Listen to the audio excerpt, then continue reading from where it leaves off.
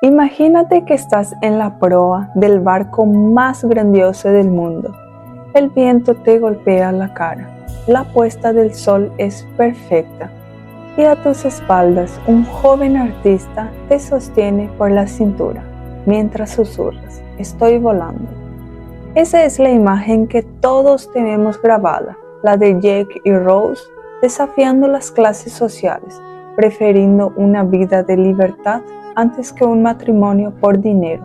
Es el sacrificio máximo, el romance que nos hizo llorar, cuando ella suelta su mano en el agua congelada mientras él se hunde en la oscuridad. Pero detengamos la música. ¿Realmente Jack no cabía en esa puerta? ¿Fue Rosie una heroína por dejar a su millonario prometido por un amor de 3 días? Estas preguntas han alimentado debates por décadas, pero la realidad es que esa historia de amor es solo un velo de seda que se oculta algo mucho más frío y calculador. La verdadera razón por la que el Titanic está en el fondo del océano no tiene nada que ver con el romance, sino con el poder, el dinero y, según algunos, un plan maestro para cambiar el curso de la historia financiera. Para entender esta historia, primero hay que entender quién era J.P. Morgan. Morgan no solo era un hombre rico, era el banquero más poderoso de la tierra. Morgan era un coleccionista de imperios y su mayor ambición era controlar el comercio y transporte marítimo entre América y Europa. Para lograrlo, compró la White Star Line en 1902. Morgan controlaba no solo la White Star Line, sino también los astilleros Harland y Wolff, donde se construyó el barco a través de acuerdos exclusivos. Esa estructura es la que aplica la presión técnica sobre el Titanic. Él era el dueño de la sombra, el que tomaba las decisiones finales. Él tenía el poder de decir quién subía y quién bajaba. Aquí surge la gran pregunta.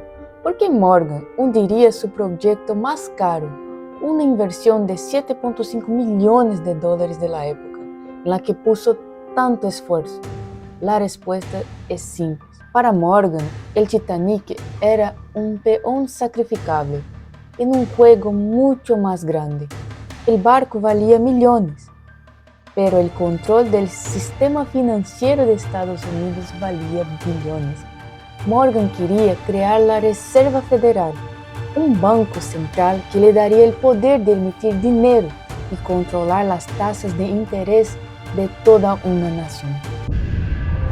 Pero tenía 3 obstáculos gigantes que no podía comprar.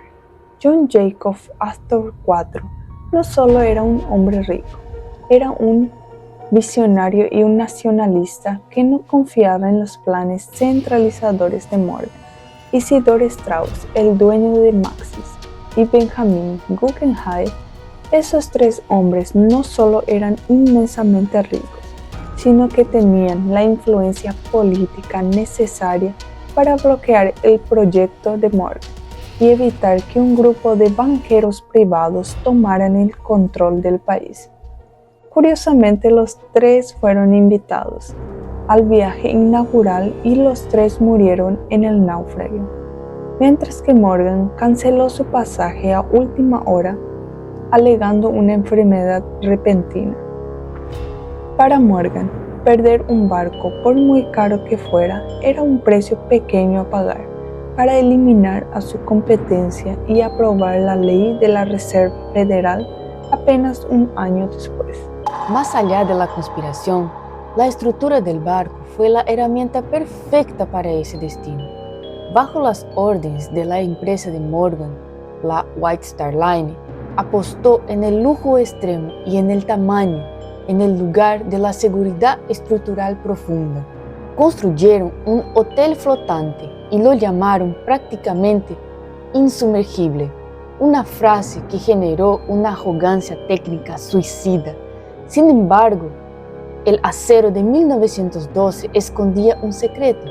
Bajo el agua helada de -2 grados del Atlántico, el metal se volvía frágil como el vidrio debido a su alto contenido de azufre. Cuando el iceberg golpeó, no hubo un corte limpio. Los remaches de hierro de mala calidad en la proa simplemente estalaron, pero lo que realmente selló su destino fue el diseño de los compartimentos estancos, que terminó siendo una sentencia de muerte para el barco. Para que lo entiendas, el Titanic estaba dividido en 16 secciones con puertas de acero, diseñadas como una cubitera de hielo. Suponía que si el agua entraba en una, se quedaría atrapada ahí. El error fue que los muros de estas secciones no llegaban hasta el techo.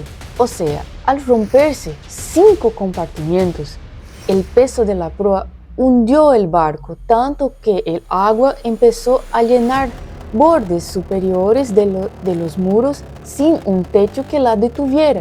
El agua simplemente empezó a desbordarse hacia el siguiente compartimento y luego en el siguiente, en un efecto dominó que ninguna bomba pudo detener. El diseño que debería salvarlo fue el que guió el agua por todo su interior hasta hundirlo. El desastre fue una cadena de negligencias absurdas. Los vigías no tenían binoculares porque estaban en un armario bajo llave. El oficial que tenía las llaves fue transferido antes de zarpar y se llevó por error. Sin ellos, el iceberg fue invisible hasta que fue tarde. A esto se sumó la presión por el prestigio. El capitán Smith navegaba a toda velocidad a pesar de las advertencias de hielo, y se eliminaron botes salvavidas solo para que la cubierta de primera clase se viera más despejada y lujosa. La estética y la soberbia valieron más que las vidas a bordo. El final fue pura física debido a la inundación progresiva. El peso fue tan insoportable que la estructura de acero se partió por la mitad antes de desaparecer. Fue un fallo en cascada donde la ingeniería fue derrotada por la avaricia. Hoy, en pleno 2026, el Titanic sigue muriendo en silencio, siendo comido vivo por bacterias devoradoras de hierro, mientras que Jack y Rose vivirán por siempre en la ficción de Hollywood. El Titanic es el ejemplo máximo de la ambición humana, un recordatorio de que esa hambre puede hundir incluso lo que juramos que era insumergible. Sin embargo, hay un detalle técnico que nos obliga a reflexionar: el riesgo. Hundir el objeto más grande del mundo en medio del océano para matar a 3 personas parece un plan ineficiente. Al fin y al cabo, muchos hombres de primera clase sobrevivieron, pero queda una duda inquietante. Morgan era el dueño absoluto. Él controlaba quién manejaba el barco y a qué velocidad iba y por qué ruta navegaba. Si alguien tenía el poder de preparar un escenario donde la tragedia fuera inevitable, era él. ¿Fue el Titanic una víctima de las leyes de la física? ¿O fue el escenario diseñado para un sacrificio necesario? Y deja tu opinión en los comentarios. Y no olvida tu like Si quieres escuchar más historias perturbadoras como esta.